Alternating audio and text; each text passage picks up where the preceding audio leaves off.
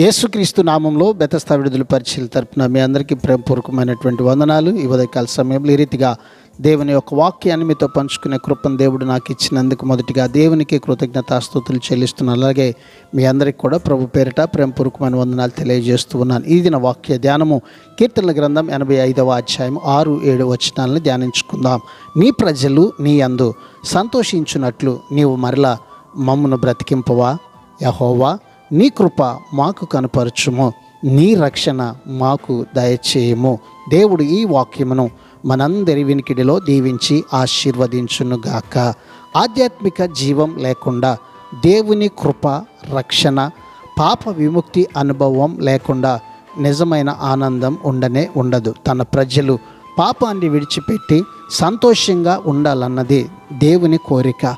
కాబట్టి ఇది ఆయన సంకల్పం అనే స్థిరమైన పునాదిపై ఆధారపడినటువంటి ప్రార్థన.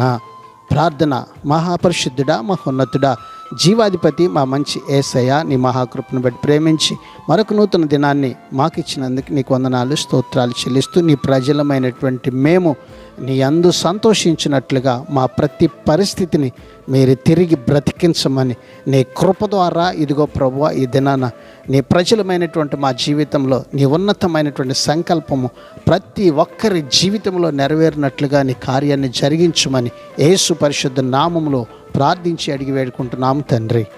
ఆమెన్.